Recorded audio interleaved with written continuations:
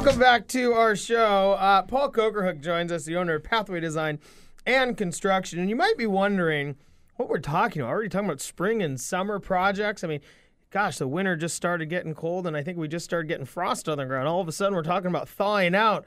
Paul, what do you mean by that? Well, I think we have to start looking at projects. As a design build company, we start understanding that projects are going to take 3 to 6 months sometimes to get in design, especially when you're dealing with remodelers who maybe haven't gone through a remodel before, and really trying to understand the process and what it is that they're looking to really get out of their home. Because there's so many things that we've found over the years that maybe the homeowners aren't thinking about that takes some time to get through, and then iterations of design. Sometimes we can get through a project and do one design and everybody's happy, but sometimes it takes 2, 3, 4 times, and going back and forth between the architect and the homeowner can take months in some cases. So we'll go through, and I want to hit on some of these projects and the timelines and the planning for it. But what I think I hear you saying is that just because you want to start a remodel when you decide to, in March, when everybody does, that doesn't mean you start the next day. That's right. You start planning. You start planning, which is way not as much fun as actually getting it done. That's right. And, we're not able to – everybody wants to know what it costs to do a remodel. But we have to have some sort of an idea, some sort of a design of what the end product is so that we can put good numbers to it. Because I could tell you, how long, it's going to take and how much it might cost you, but you don't know. I mean, maybe they want gold toilets. I mean, exactly. You just don't know. And a gold toilet might take 6 months to get. Yeah. So we can't start so then you have to start the project in coordination with the toilet. With the gold toilet suppliers. And I think because I've heard the question, well, what do you think it'll cost to remodel? What do and people ask what they come maybe get financing or whatnot, and you really can't. It's like, how much does a house cost? Right. And a good answer for me is, how long is a piece of string? Right. I don't know. It depends on what piece of string you're showing me. Yeah, I think that's a good way to put it. Can I borrow that one? Yeah, sure. How long is that piece of string? So Paul, okay, so let's talk about measuring the string. I mean, what are some of the projects? I mean, what are some things that people need to be thinking about in this planning phase, which they could start right now, and then they'll be ready to maybe get going in March, April when the sun comes out? Yeah, ideally, we're starting projects that deal with the exterior of the house, say come spring, later spring, so that we're not having to deal with the elements. It's hard to start a project of an addition or a second story in October, and then moving through the winter. It ends up costing more for the homeowner, and it's more difficult. It's a difficult project for us, just given conditions, and sometimes there's a lot of delays that can be involved in it. Sure. So we're looking really ideally to get projects that are going to involve the exterior of the house in some manner, starting in the spring. And so, what are some of those projects? What are popular projects? So additions. Whether that be adding a reading room. We've had people add reading rooms on their house, or just trying to get maybe another bedroom, some bathroom. What is a reading room? It's like a library, den type of room. That's what people are adding? We've done a few of those over the last few years. What, does it just jet out from like their kitchen? How do you add one room? You just do it? You just put it there. You just build on the back of the house. You do. You plan. We plan for it. That's right. And well, that's a really good example of a project that the design ended up taking longer, because the homeowners came to me and they said, we want to do this library basically, and we got into it, and they said, as we started going through the design, they're like, well, we just don't feel like this project means enough to us, so we want to do something else. We ended up putting a green roof on.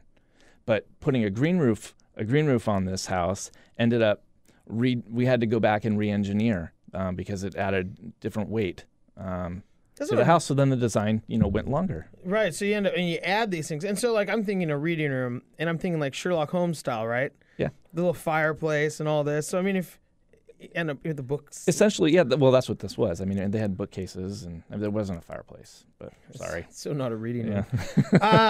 room. Paul, I mean, but I guess these are the things. You know, like I don't envision it the same way somebody else does, and that's again going back to that whole project planning. Right. And do you find that a lot of people, as they start their plan, they go, well, we're going to start with a reading room, and then all of a sudden they realize, well, gosh, now the kitchen doesn't really match that room, and now all of a sudden they start to. It starts with one piece, and it grows. And it grows. Yep. It that happens all the time. It's because it just your vision expands, whether the budget can handle it or not. But that's the other thing, where planning ahead, you can start seeing where your budget can lie. You know, okay, we have enough just to do the reading room for now, but we know next year we're going to save up and do the kitchen.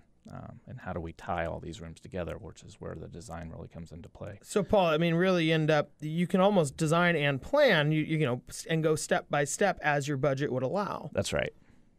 Is that a more common way to go? Or most people kind of, you know, we talked with Kathleen about this instant gratification. Yeah, I think more and more I'm seeing where it's not. We're designing phases of jobs to where we're doing, you know, a kitchen now, and then we're planning for bathrooms or whatever. But we're taking the steps on the first project to allow the second project to happen in an easier manner. We're here with Paul Kocharhook, owner of Pathway Design and Construction. Paul, so we just have a couple minutes left.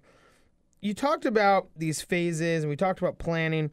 What's some planning somebody can maybe do on their own? I mean, maybe people are starting to think about whatever project that they are thinking about. Again, how long is their string? It could be anything. But what's some planning people can do on their own, or what should they be thinking about, even though we're 6 months out?